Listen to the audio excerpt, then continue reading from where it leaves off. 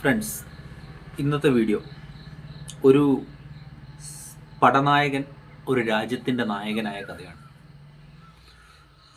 വളരെ ദാരിദ്ര്യം നിറഞ്ഞ ചുറ്റുപാടിൽ നിന്ന് ചേർന്ന ഒരുപാട് കഷ്ടപ്പെട്ടു.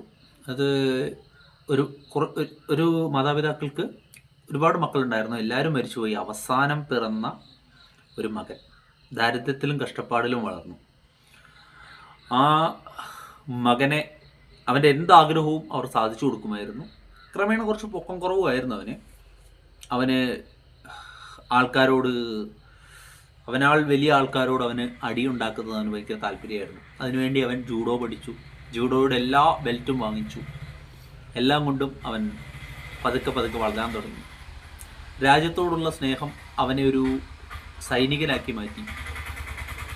ആ സൈനിക സേവനത്തിലുപരി അവൻ ഏറ്റവും കൂടുതൽ ഇഷ്ടപ്പെട്ടിരുന്നത് ഇൻ്റലിജൻസ് മേഖലയിൽ പ്രവർത്തിക്കാനായിരുന്നു.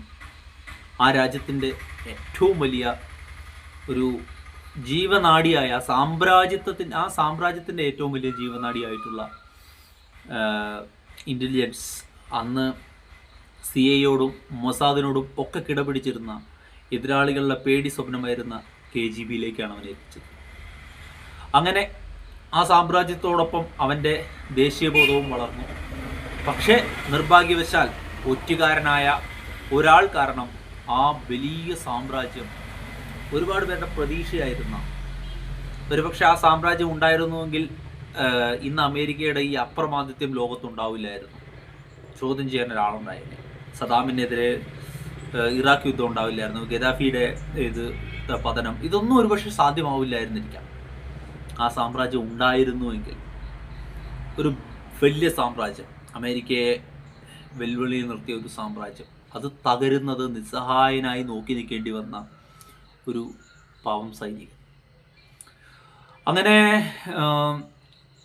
അപ്പോൾ അവരിങ്ങനെ വളരെ ട്രാപ്പിലായിരുന്നു. ജർമ്മനിയിലെ മതിലൊക്കെ പൊളിച്ച് അങ്ങനെ ഭയങ്കര ട്രാപ്പില്ല. നമ്മൾ ഈ കഥയൊക്കെ നമ്മൾ കേട്ടിട്ടുണ്ടാവും.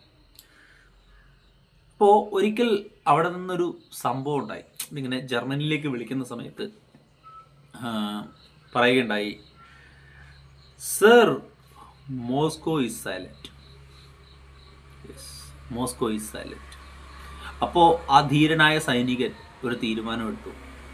ഇനി മോസ്കോയുടെ ഒരു ഓർഡറുകൾക്ക് ഞാൻ കാത്തു നിൽക്കില്ല, എൻ്റെ ഓർഡറുകൾക്ക് മൊത്തം മോസ്കോയും കാത്തു നിൽക്കുന്നു. ആ മഹത്തായ സാമ്രാജ്യം വീണ്ടും പുനഃസൃഷ്ടിക്കാൻ അവൻ തീരുമാനിച്ചു. പതുക്കെ അവൻ അധികാരത്തിലേക്ക് കടന്നു വന്നു. എല്ലാവരോടും എത്തി. അവൻ്റെ കഴിവ് കൊണ്ട് തന്നെത്താനെ അവൻ്റെ പദവികൾ ഉയർന്നു വന്നു. 20-ാം നൂറ്റാണ്ട് അവസാനിക്കുന്ന ആ കാലഘട്ടം, 99 അവസാനത്തെ ഒരു തണുത്ത ഡിസംബറിൽ ആ ദേശസ്നേഹിയായ സൈനികൻ രാജ്യത്തിൻ്റെ പ്രധാനമന്ത്രിയായി പിന്നീട് പ്രസിഡന്റായി സ്ഥാനമേറ്റു. ഒരിക്കൽ നാറ്റോയിൽ ചേരണം എന്നൊരാഗ്രഹം ഉണ്ടായിരുന്നു. പക്ഷേ ആ ആഗ്രഹം താല്പര്യമില്ല എന്ന് പറഞ്ഞു. നാറ്റോയിൽ എടുക്കില്ല എന്ന് പറഞ്ഞു. പക്ഷേ ഇന്ന് ഏത് നാറ്റോയിൽ അവൻ ചേരണമെന്ന് ആഗ്രഹിച്ചോ ആ നാറ്റോയുടെ പേടി സ്വപ്നമാണ് അവൻ. ഞാനിപ്പോൾ പറഞ്ഞു വരുന്നത് ആരെപ്പറ്റിയാണെന്ന് ഒരുവിധം എല്ലാവർക്കും അറിയാം. അതെ, ഇന്ത്യയുടെ ഏറ്റവും അടുത്ത സുഹൃത്ത്, റഷ്യയുടെ പ്രസിഡന്റ്. എതിരാളികൾ അദ്ദേഹത്തെ സാർക്ക് ചക്രവർത്തി എന്ന് വിളിച്ചു. പക്ഷേ പിന്നീട് അദ്ദേഹത്തിൻ്റെ ആരാധകർ ആ പേര് അദ്ദേഹത്തിന് ഒരു അലങ്കാരമായി ചാർത്തിക്കൊടുത്തു.